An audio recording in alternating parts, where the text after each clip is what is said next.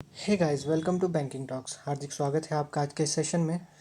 आज हम एक पज़ल देखने वाले हैं। डेजिग्नेशन बेस्ड पज़ल है जिसमें कि 7 पर्सन बैठे हुए हैं और उनके अलग अलग डेजिग्नेशन है। तो ज़्यादा देर ना करते हुए हम पज़ल शुरू करते हैं। तो यहाँ पे दिया गया है कि 7 persons LMNOPQR are working in a college at different designation such है, जैसे जिसमें वाइस चांसलर है, डायरेक्टर है, डीन है, HOD है, असिस्टेंट प्रोफेसर है, लैब असिस्टेंट है और PN है। तो अगले यहाँ पे स्टेटमेंट दी है कि the designation are given in decreasing order such as the vice chancellor is the senior most designation and PN is the junior most designation. तो बोला गया है कि जो वाइस चांसलर है वो सीनियर मोस्ट है और जो PN है वो जूनियर मोस्ट है, और इनको डिक्रीजिंग ऑर्डर में हमने लिखना है। तो सबसे पहले हम टेबल बना लेते हैं। First person, second person, third person, fourth person, fifth person, six person and seventh person. अब यहाँ पे हमने डेजिग्नेशन लिखनी है। तो जैसे हमें बोला गया था कि जो वाइस चांसलर है वो सीनियर मोस्ट है, तो वाइस चांसलर यहाँ पे आ गए। और उसके बाद डायरेक्टर होंगे सेकंड पे, फिर डीन होंगे, फिर HOD, और उससे नेक्स्ट है असिस्टेंट प्रोफेसर, और LA lab assistant, and last में PN जूनियर मोस्ट पोजीशन। तो अब हम स्टेटमेंट्स देखेंगे, जो भी इसमें लिखा होगा उस बेसिस पे हम पज़ल को सॉल्व करने वाले हैं।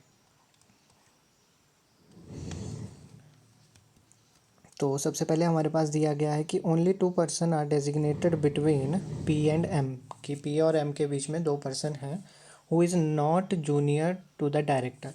जब भी आपको किसी वर्ड के आगे हु लिखा हुआ दिखाई दे तो उसमें उसका मतलब है कि जो हु के साथ वर्ड है ये उसके लिए बोला जा रहा है। तो यहाँ पे कहा गया है कि P&M who is not just junior to the director.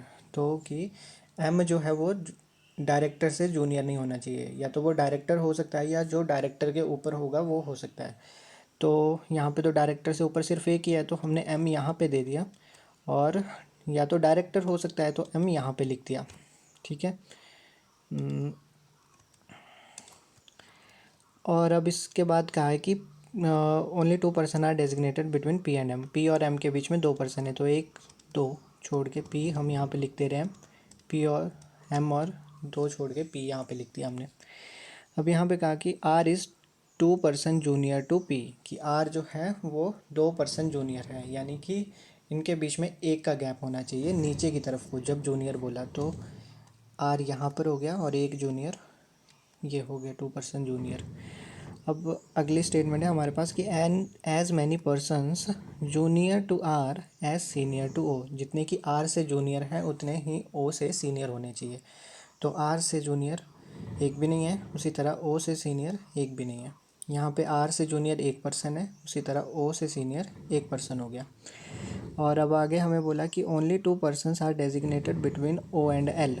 ओ और एल के बीच में 2 पर्सन है, तो ओ एक और दो, एल एक दो, एल। अब इससे आगे आया कि only 1 person is designated between L and Q. तो एल और क्यू के बीच में सिर्फ एक ही पर्सन है, तो L1Q यहाँ पे आ गया। अब इस वाले में हम देखते हैं तो L या तो यहाँ भी हो सकता है यहाँ भी हो सकता है, हमें कुछ नहीं पता, तो हमने इस तरह से लिख दिया L एंड Q। और लास्ट में हमें दिया है कि N is not designated as dean, कि N जो है वो डीन में नहीं होना चाहिए। तो अगर N यहाँ नहीं हो सकता तो N यहीं पे हो सकता है। इस वाली स्टेटमेंट में तो और कुछ बचा नहीं है, तो N यहीं पे होगा और ये हमारी स्टेटमेंट गलत हो जाएगी। तो लास्ट में अब हमें बचा यही बचा, यहाँ पे Q आ जाएगा और L और Q के बीच में एक का डिफरेंस है, तो ये हमारा ठीक हो जाएगा। सो होप आपको पज़ल अच्छे से समझ आई होगी। Thank you and have a nice day.